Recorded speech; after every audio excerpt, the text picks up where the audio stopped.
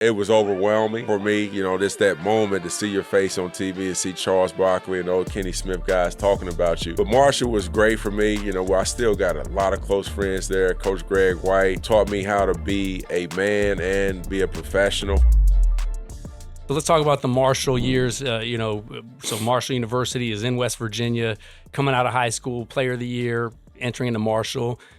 Talk about your college career. What was that like, highs or lows, and key lessons that you learned along that way? Yeah, well, coming in as a freshman, it's a big jump, right? You're playing against grown men at the time. So I started the year off, probably 8th, 9th man, and by mid-season, I started figuring it out, the pace, the speed of the game.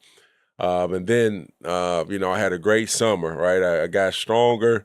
Came back my sophomore year and averaged 20 points a game and was projected to be a top 20 pick in the draft. Wow. Again, me coming from West Virginia and, we didn't have social media and all that stuff. So I didn't even know how good I was until summer after the draft was already over. I was reading articles about Tamar Slay should have came out. He could have been a top 20 pick. So that's when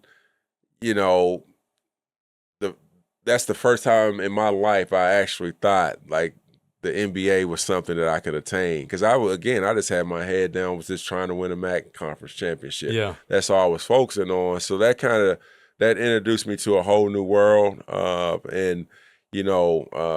Finished my career out there. I ended up staying my next 2 years. Had a great career. Was fortunate enough to get drafted, and that's one of the most special moments, besides me, getting married and having my 2 boys, hearing your name called and just knowing everything that you went through to get there. It was overwhelming for me, just that moment to see your face on TV and see Charles Barkley and old Kenny Smith guys talking about you. But Marshall was great for me, where I still got a lot of close friends there. Coach Greg White taught me how to be a man and be a professional. We were always clean shaven, shirt tails in, how to shake a hand, things I've never heard before in my life. And, I used some of the stuff that he taught me, how to be a man and how to be professional. Some of those things I still carry with me today. What was the culture of Marshall like? Obviously we talk about leadership, which you referenced your coach. We talk about branding, which I'll circle back to, and then the culture piece. I'm curious to hear about now from the college experience, and we'll jump into the NBA piece because that's exciting as well, obviously, to talk about. But what was the culture like as a team, as a community, as a school, and what created that in your mind? What existed when you got there? How did it evolve through your experience? Well, Greg White was big on family. He was big on family. He was big on like I said before, like the professionalism part of it, right? So he because we were kids coming from from rough upbringings, right? So he cleaned us up, right? And we created a brotherhood there, which that led to the court, right? Like, again, we're still on a group test to this day, like that era, right? And we still, we talk every game. And, he created, Coach White was an intense coach, right? He held us accountable. He challenged us every single day.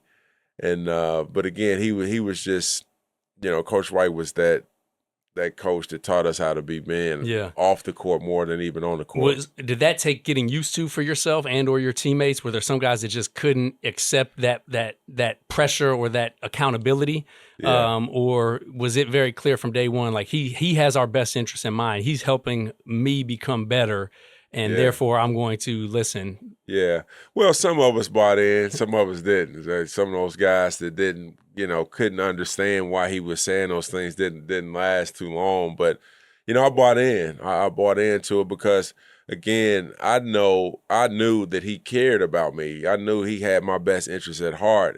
Did he tell you that, or how did you know that? I knew it on my he came to my home on a visit.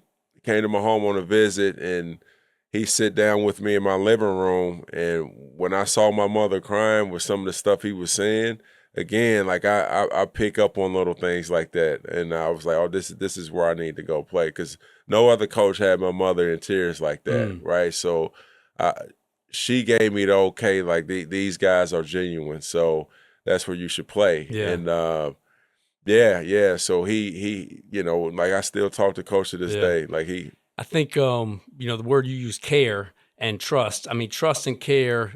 We talk about in our business. That's what our customers are expecting when we're sending strangers into their home. But from a leadership perspective, you hit on, you want to know that your leader cares about you and that you can trust that they've got your best interests in mind, and to the extent that they can communicate that either verbally or otherwise. Clearly made an impact on your mom to a point where she was gonna trust her son with the next 4 years of his life, right. from a leadership perspective, to help, as you Right. said, mold you into a professional and a quality individual. Right. Yeah.